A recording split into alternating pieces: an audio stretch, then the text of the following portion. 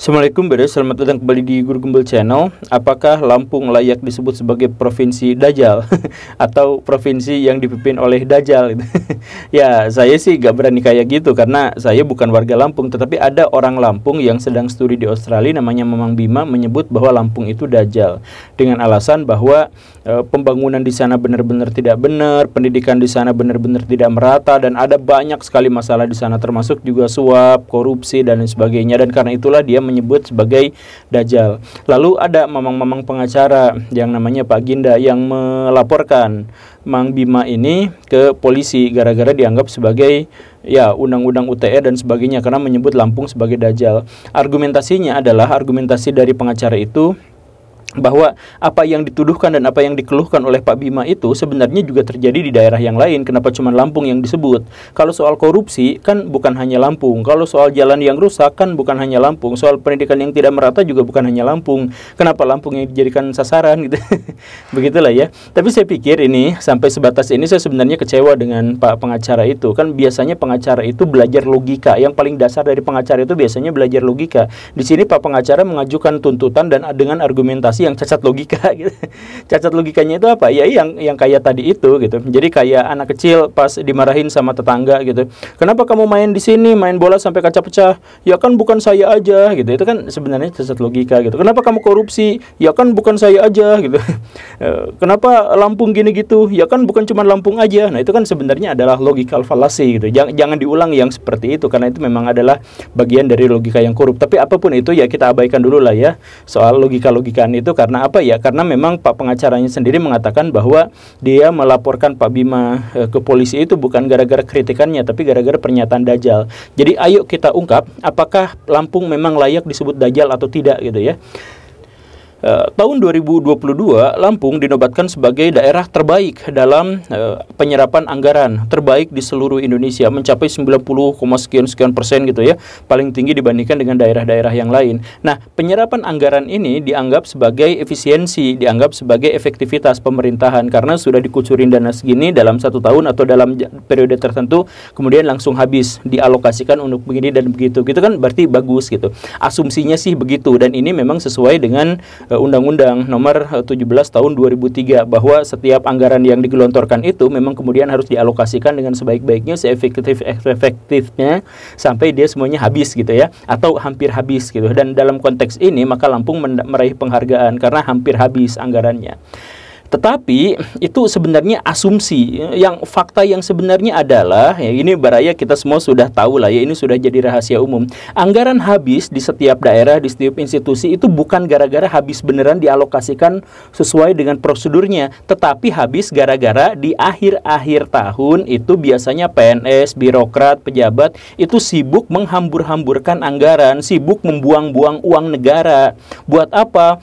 Buat rapat dadakan, buat studi banding ke luar angkasa gitu kan, itu biayanya besar gitu ya.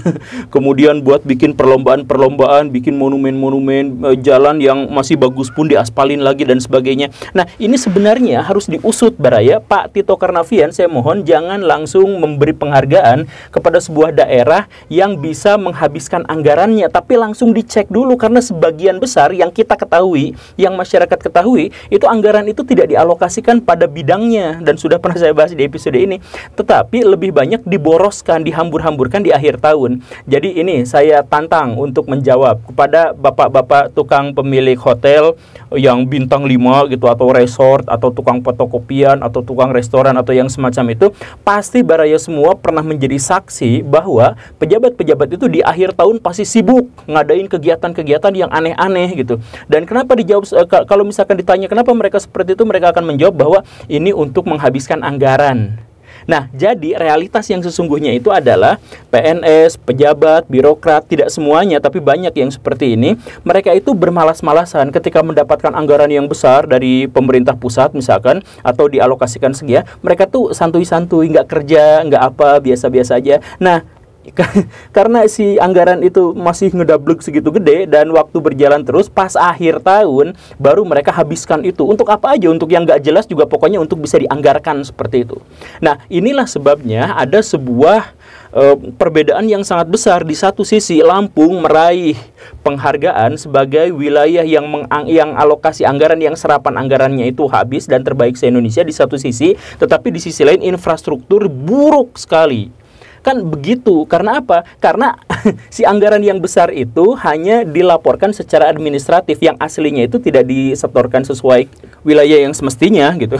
Nah, apakah yang saya sampaikan itu asumsi? Ya bukan asumsi. Ini laporannya jelas ada di sini bahwa sebenarnya Lampung itu sudah dikasih anggaran itu 7, sekian triliun, tetapi yang sebagian besarnya itu, banyak banget itu adalah untuk PNS, untuk keliling, untuk ninjau-ninjau, untuk tunjangan, untuk apa segala rupa. Sedangkan jalan habisnya cuma 72 miliar saja. Ya pantaslah jalan di sana itu jadi jelek-jelek dan kemudian dikeluhkan sama Pak Bima kan, ya karena memang ternyata anggarannya memang benar-benar terserap, tapi terserapnya itu bukan untuk jalan, bukan untuk infrastruktur, bukan untuk apa-apa, tapi ya untuk hal-hal yang semacam itu kan begitu ya. Tapi kalaupun ini dan kalau memang sudah seperti ini, maka layakkah Lampung disebut Dajjal? Ya layak.